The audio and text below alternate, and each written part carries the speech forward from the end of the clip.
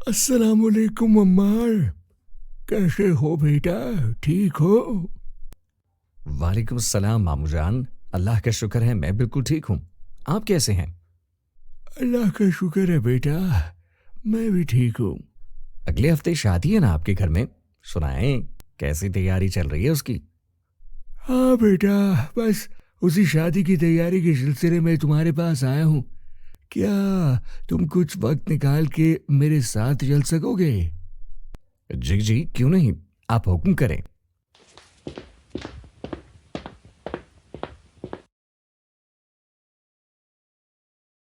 जी आसिफ भाई, 4 main course, 2 fried, मीठा और कोल्ड ड्रिंक के साथ 500 लोगों का खाना।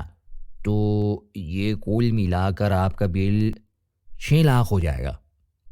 अरे नहीं नहीं नहीं भाईजान, मैं तुम्हें 5 लाख से 1 रुपया भी ऊपर देने वाला नहीं हूँ, ये तुम याद रखो। देखें आसिफ भाई, मैंने आपको मार्केट रेट से 1 रुपया भी ऊपर नहीं लगाया, और 1 लाख रुपए कम देने का मतलब है कि आप मेरा नफ़ा तो ख़त्म कर ही नहीं है, लेकिन उल्टा मुझे ही नुकसान दे रहे हैं।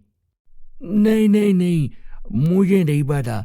ये 5 लाख रुपए रखो और शादी का खाना तैयार कराओ। बस बस देख लो, तुम करो इसमें कुछ हिसाब किताब।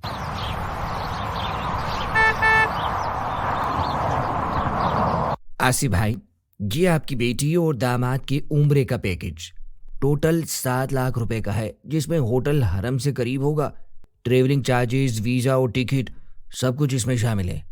सर जी, क्या हो गया आपको? इतनी महंगाई कहाँ से आ गई?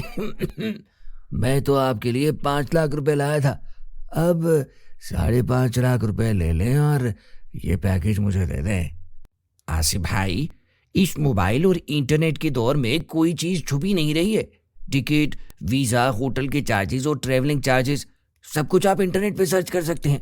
अगर मैंने 1 रुपया भी आपसे नाजायज़ लिया हो तो बेशक आप मुझसे पैकेज ना लें। देखिए मियाँ, ये सब बातें मुझे ना बताएं। हमारा इतने साल पुराना ताल्लुक है, समझे? आपने मेरी बेटी को शादी करते ही दिया है। 5.5 लाख रुपए मैं आपके अकाउंट में ट्रांसफ़र कर रहा हूँ।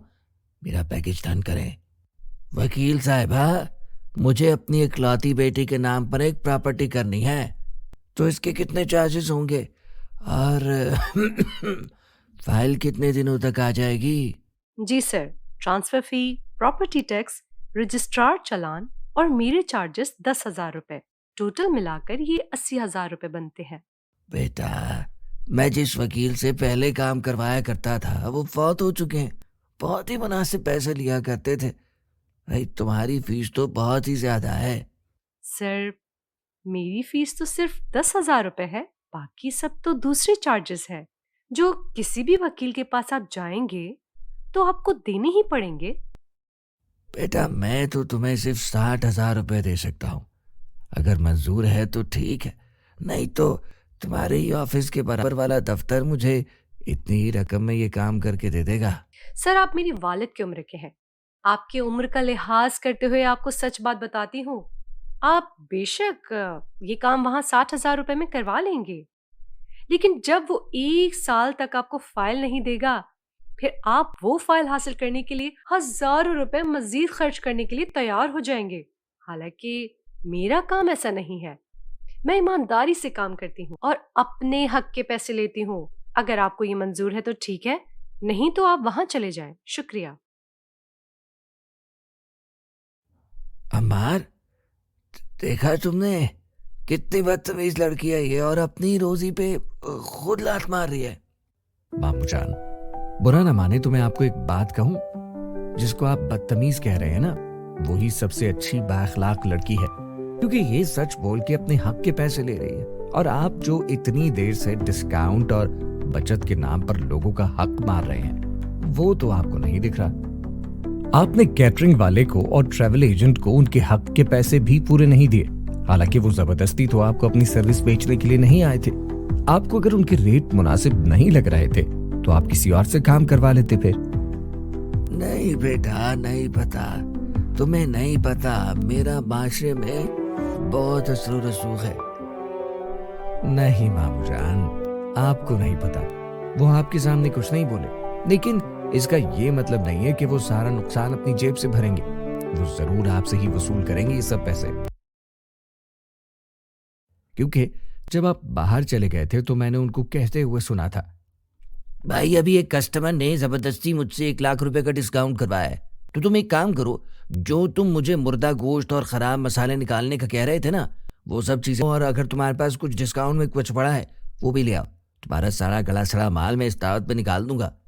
भाई अभी एक पार्टी मुझसे जबरदस्ती का 1.5 लाख का डिस्काउंट ले गई है। तुम एक काम करो, इनके पैकेज से 2 दिन की होटल कम कर दो। फ्लाइट से 2 दिन पहले होटल वाला इनको धक्के मार के निकालेगा ना, और आखिरी दिनों में इनके पास रकम भी नहीं होगी, किसी और होटल में जाके रुक सकेंगे। ऐसे परेशान होंगे ना, नानी याद आ जाए, और आइंदा कभी किसी से जबरदस्ती का डिस्काउंट ही करवाएंगे। मामू जान, ये उम्रा पैकेज और ये प्रॉपर्टी तो आप अपनी मर्जी से बेटी को गिफ्ट कर रहे हैं, और वैसे ही शादी में इतना खर्चा हो ही जाता है, तो आप ये थोड़े से पैसे बचाकर क्यों इन लोगों को मुसीबत में डाल रहे हैं। मेरी गुजारिश है आपसे कि आप दोबारा कैटरिंग वाले के पास और ट्रैवल एजेंट के पास जाएं और उनको पूरी रकम अदा करें, ताकि आपकी बेटी बड़ी मुसीबत से बचे और आपकी दावत भी खराब होने से बच जाए। भाई वाह अम्मार बेटा, तुम्हारा बहुत शुक्रिया। चलो उनके पास चलते हैं। बेटा, ये तुम अपनी रकम 80,000 रुपये रखो और मेरी बेटी के नाम पे फाइल ट्रांसफर कर दो। बहुत शुक्रिया बेटा। इस कहानी में हमने ये समझाने की कोशिश की है कि कस्टमर के पुरजोर इसरार पर भी बिजनेस ओनर को इतना डिस्काउंट नहीं करना चाहिए कि जिससे उनको नफा होने के बजाय नुकसान हो रहा हो, और बाद में वो अपने पैसे वसूल करने के लिए कस्टमर को नुकसान पहुंचाए। बल्कि बिजनेस ओनर को चाहिए कि ऐसे कस्टमर्स को फौरन ये कहकर मना कर दे कि हम इस रकम पर आपका काम नहीं कर सकते हैं, और कस्टमर को भी चाहिए कि किसी भी जगह पर इतना डिस्काउंट लेने की कोशिश ना करें कि जिससे अगले बंदे का नुकसान हो, और वो आपको डिस्काउंट तो दे दे लेकिन बाद में आपको नुकसान और शर्मिंदगी का सामना करना पड़े।